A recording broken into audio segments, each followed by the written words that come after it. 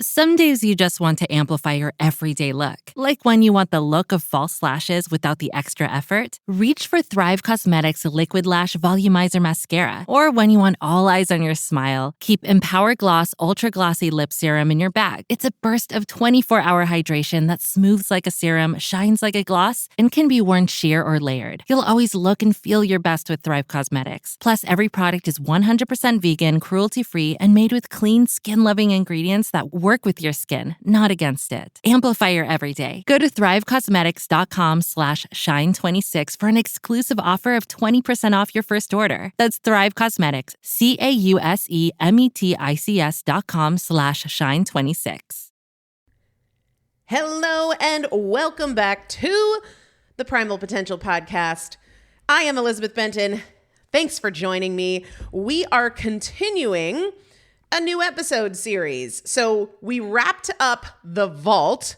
Go back and check that out because we now have the full free Vault resource available for you, and you are not gonna want to miss this companion guide to go along with that 10-part consistency series we did. So if you go back and listen to any one of those episodes or check out those show notes, you will see how to get that free resource. And trust me, it's a gold mine. It is a treasure trove, and I do not want you to miss it. We moved right into this 5-part episode series we are in now, and this is our 3rd episode in that 5-part series. Guys, if you are enjoying this content, it would help a ton if you would take a second to share it with a friend or to make sure you're subscribed or leave a rating and review. Bonus points if you do all 3. I just really appreciate you guys listening. And if there's something you want to hear about on the podcast, shoot me an email, elizabeth@primalpotential.com.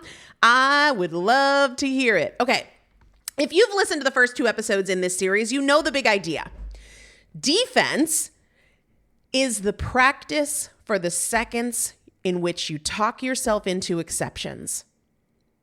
You know, where it's, I said I was going to do this, but I'm really tired, or I can do it later, or I've been really good, so I kind of deserve it.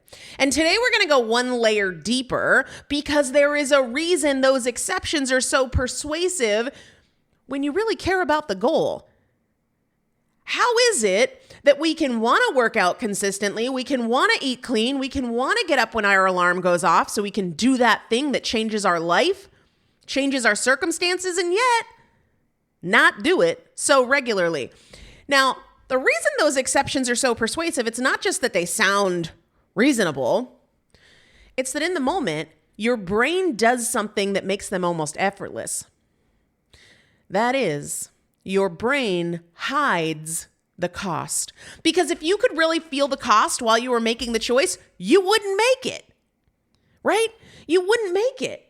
If you could really feel the impact of I'll start tomorrow, if you could really experience how significant that is to your goals, to your progress, to your momentum, to your consistency, you wouldn't make that choice ever again. So today we're going to talk about cost blindness, the way a moment feels harmless when it's actually another cut in a pattern that's been cutting you for years.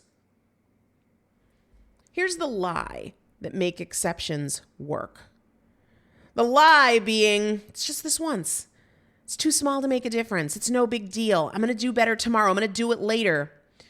The reason that it feels so impactful and so permissive in your life is because you're not thinking in terms of patterns, you're thinking in terms of moments. Here's what's happening. Your brain zooms the camera all the way in, right? And it's giving you a tight shot of today. Heck, maybe it's zoomed in further. It's not even giving you a shot of today. It's giving you a tight shot of this moment, and it is hiding the wide shot of your life. And when you're zoomed in, you can't see that this moment is not neutral. This moment, it moves something, it reinforces something, it writes something. So cost blindness isn't random, it's functional. It's what makes the exception feel safe, feel inconsequential. What gives you the pass to say, yeah, I can do this. I can hit snooze. I can eat the thing I said I wouldn't eat. I can skip the workout. Yeah, I can pay the bill tomorrow. I can charge this to my card even though it's outside of my budget. It's what makes the exception feel safe. But what's really happening is your brain is zooming so far in, giving you a tight shot of just this moment, hiding the wide shot of your life. So you're missing the impact of the pattern. I want you to think about a paper cut for a second. Tiny, almost insulting. Like nobody's going to call a paper cut a real injury, right? But what if you got one paper cut every day for years in the same place? That's not nothing, right? That's damage. That's a problem. And that's what exceptions are. They work because they feel small. They work because your brain sells you the moment, not the pattern. And that's why we can say tomorrow for 20 years and be mad at ourselves about it and then do it again tomorrow. Because we don't feel the cost while we're saying it. We feel relief, or we feel permission. We feel the pressure come off. But that relief is really expensive. It's really expensive. This is kind of funny. I was on a training call last night with my defense clients, and I was talking about not even an extended fast, an extended fasting window that I had committed to for that day. And we were talking about anticipating the story that might come up and pull us off course, and like seeing the true cost of it, and kind of deciding ahead of time. We'll talk more about that in a second, about what options we're going to cut off. So I explained to them, I had dinner early that day, yesterday. It was 4:45 when I had dinner in the afternoon. And then about an hour later, I went out to my office, and I was out in my office for a few hours because I had an 8 o'clock webinar. And so I get in around 9:15, and I told them I absolutely can project that I'll go inside looking to wind down from work and be like, I know I said I would fast, but I'm kind of hungry. I'll probably sleep better if I have a little something on my stomach. And it's not a really big deal. Maybe just some Greek yogurt. I'm not talking about having a cookie or an ice cream, just like maybe a little Greek yogurt, maybe a piece of cheese.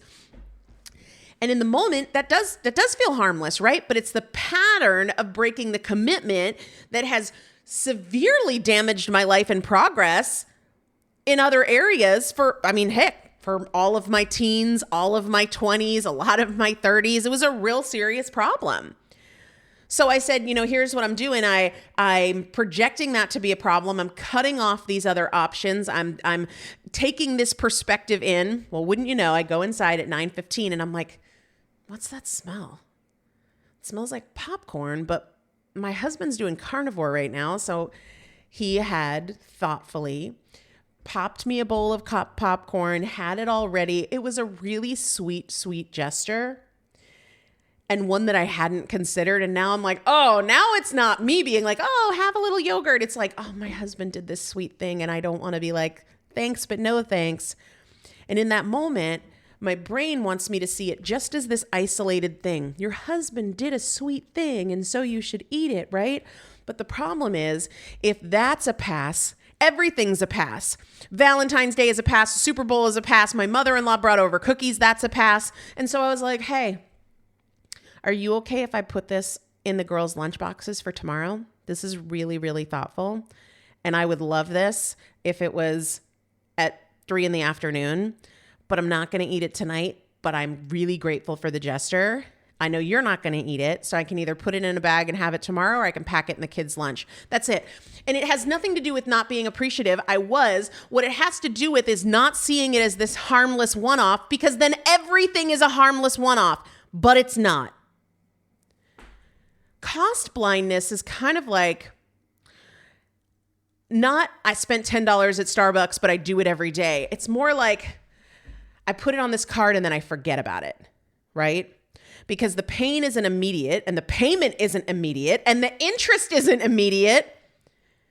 But then one day they call you and you're like, wait, what? Right? You feel the cost of the pattern, but I need you to hear that again.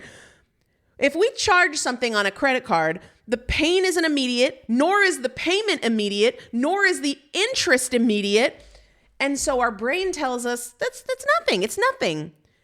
But it's the same thing with the popcorn when we said we weren't going to eat that night, right? The pain isn't immediate. The cost of it isn't immediate. The long-term impact isn't immediate. But then we wake up and we're like, well, this shaped my whole life. This shaped my health. This shaped my integrity. Your exception isn't a literal $10 charge, but it's the habit of charging the cost of a decision to your future self. And then your future self is drowning and buried because she's carrying yesterday's exceptions, last week's exceptions, last month's exceptions, today's responsibilities, tomorrow's fears. So when you say, I'll start tomorrow, I'll do it tomorrow, I'll work out tomorrow, I'll get up early tomorrow, I'll eat better tomorrow, you're taking out a loan against your future self with interest. And then you feel discouraged when tomorrow feels real heavy. I want you to think of these stories, these permissive stories that allow us to abandon the standard, whether it's this one thing won't hurt, or I don't even care, I've been so good, or I had a hard day, I can do it later. These stories are not neutral, okay? And they are, in fact, stories. This is the way we craft the circumstance to drive the decision, okay? It's the way we craft the circumstance. It's how we wrap it up to justify what comes next. These stories are not neutral. Every story you tell yourself does three things. It justifies a choice, it moves the plot of your life, and it reinforces the character you're becoming. So when you say, it's Valentine's Day, it's date night, it's been a long week, I'm tired, I'm busy, that's not just a reason, it's a script. It's writing the next line of your chapter. And your brain wants you to believe it's harmless because it keeps you focused on the moment, not on the plot, not on the way the story's moving, but the plot is your life. Now, I mentioned that I was telling my defense clients about deciding ahead of time what options I was going to cut off, okay? Many of you know I'm a big word nerd. I was a Latin major. The root of the word decide, C-I-D-E, means to cut off. So deciding is cutting off other alternatives. If I decide I'm going to watch Mary Poppins, I'm cutting off the other alternatives. I'm saying, like, because I'm watching Mary Poppins, I'm not watching the latest, greatest movie that just came out.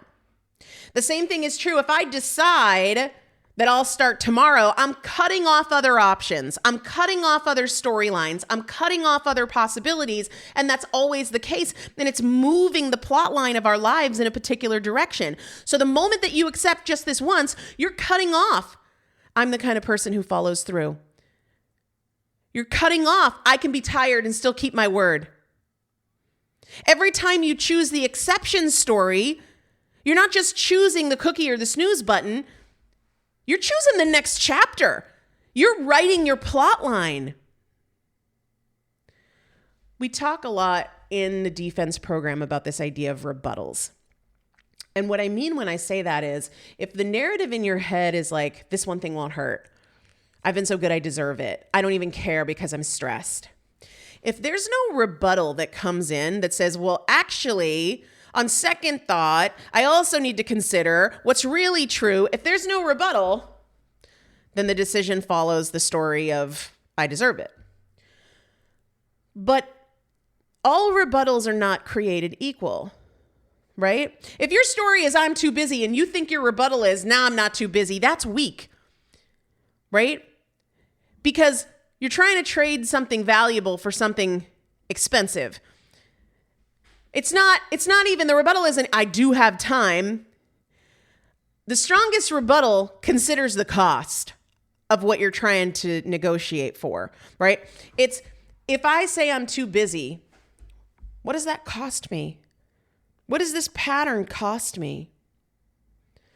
Cost pulls you into the impact and the truth instead of assuming that it's this just hyper-focused moment in time that's inconsequential. When you consider the cost of the pattern that you're opting into, it pulls you out of that tight shot and back into the wide shot to go, so my results are shaped by the fact that I do this every day, right?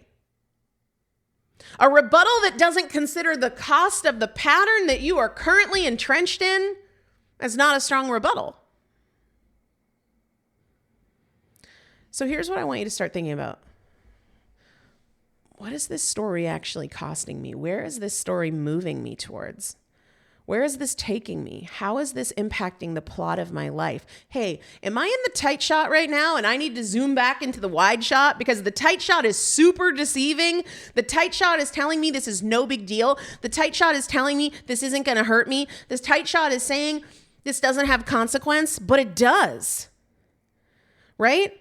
It costs your self-trust. It costs your peace. It costs your progress. It costs you the change that you say you want so much. And then we focus on the wrong thing. We just create another plan, but derail it with the same stories and the same exceptions and the same belief that it doesn't make a difference and it's inconsequential and it's too small to matter, but it's not. Because the essence of this whole conversation is that your brain wants you to think in moments. And when you're so zoomed into the tight shot of the moment, you miss the impact and the pattern, right? Cost blindness, the way the moment feels harmless when it's actually moving your life in the very direction you say you don't want to go. Most of you guys know that for the month of March only, I am doing a sort of an introduction to defense, if you will. It's more than an introduction. It's deeper than an introduction. But the conversations I was having with so many of you is you get this, you need this, you see how it's different than the offensive approaches maybe you've been taking for your whole life. But you either don't trust yourself to do something for 8 weeks or to spend the 8-week investment, and you want something that's a little bit more grounded in where you are right now, whether that is financially or trust-wise, or just wanting to get results in a shorter time container than 8 weeks. And so that's why I'm launching Defense Foundations. And if you want to learn more about that, I would suggest checking out the show descriptions, or if you want to talk more about any questions or concerns, shoot me an email, elizabeth@primalpotential.com, and I'd love to talk to you about it. Make it a great day. I'll see you on the next episode. Well, the holidays have come and gone once again, but if you've forgotten to get that special someone in your life a gift, well, Mint Mobile is extending their holiday offer of half off unlimited wireless. So here's the idea. You get it now, you call it an early present for next year. What do you have to lose? Give it a try at mintmobile.com/switch. Limited time 50% off regular price for new customers. Upfront payment required. $45 for 3 months, $90 for 6 months, or $180 for 12-month plan. Taxes and fees extra. Speeds may slow after 50 gigabytes per month when network is busy. See terms.